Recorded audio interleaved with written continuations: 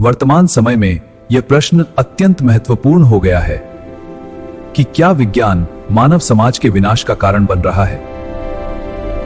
मनुष्य ने अपने स्वार्थ और सुविधा के लिए प्रकृति के साथ जिस प्रकार शत्रुता का व्यवहार किया है, उससे यह स्पष्ट होता जा रहा है कि हम धीरे धीरे विनाश की ओर बढ़ रहे हैं। विज्ञान का विकास निस्संदेह मानव जीवन को सरल और सुविधाजनक बनाने के लिए हुआ था, लेकिन आज यही विज्ञान हमें प्रकृति से दूर ले जा रहा है। कृत्रिम साधनों की अधिकता ने पर्यावरण पर गहरा प्रभाव डाला है। जलवायु परिवर्तन, प्रदूषण और प्राकृतिक संतुलन का बिगड़ना आज पूरे विश्व के लिए चिंता का विषय बन गया है। इसका प्रभाव केवल मनुष्य पर ही नहीं, बल्कि समस्त जीव जगत पर पड़ रहा है। आज हम विज्ञान की सहायता से चंद्रमा और मंगल ग्रह तक पहुंच चुके हैं, अंतरिक्ष में शोध कर रहे हैं और उपग्रहों का प्रक्षेपण कर रहे हैं। निस्संदेह यह प्रगति का प्रतीक है, परंतु दूसरी ओर यह भी सत्य है कि इसी विकास के साथ विनाश की छाया भी जुड़ी हुई है।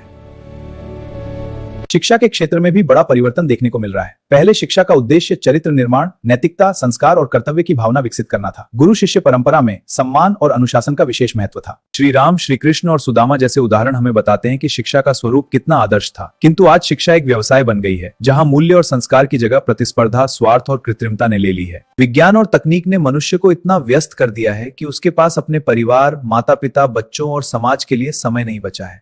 लोग मोबाइल, टीवी और कंप्यूटर में इतने खो गए हैं, आपसी संबंध कमजोर होते जा रहे हैं। पहले जहां परिवार एक साथ समय बिताता था, वहीं आज हर व्यक्ति अपनी अपनी दुनिया में खोया हुआ है। खेती और भोजन के क्षेत्र में भी विज्ञान का दुरुपयोग हो रहा है।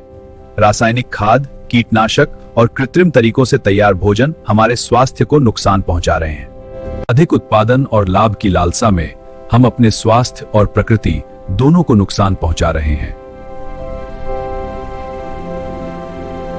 चिकित्सा विज्ञान ने प्रगति तो की है, लेकिन आज हर व्यक्ति किसी न किसी दवा पर निर्भर हो गया है। प्राकृतिक जीवन शैली समाप्त होती जा रही है और रोगों की संख्या बढ़ती जा रही है।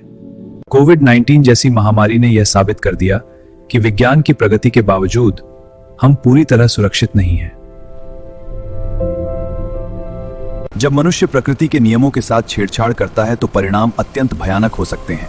इस महामारी ने पूरे विश्व को ठहरने पर मजबूर कर दिया और मानवता को उसकी सीमाओं का एहसास कराया। अतः यह कहना उचित होगा कि विज्ञान स्वयं में न तो अच्छा है और न ही बुरा, बल्कि उसका उपयोग उसे अच्छा या बुरा बनाता है। विज्ञान का सदुपयोग किया जाए तो यह मानवता के लिए वरदान है, लेकिन यदि इसका दुरुपयोग किया जाए तो यह अभिशाप बन सकता है। अंततः हमें यह समझना होगा कि विज्ञान और प्रकृति के बीच संतुलन बनाए रखना अत्यंत आवश्यक है।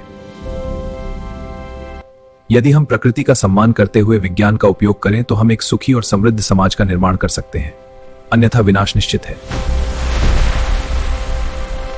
अब फैसला आपके हाथ में है।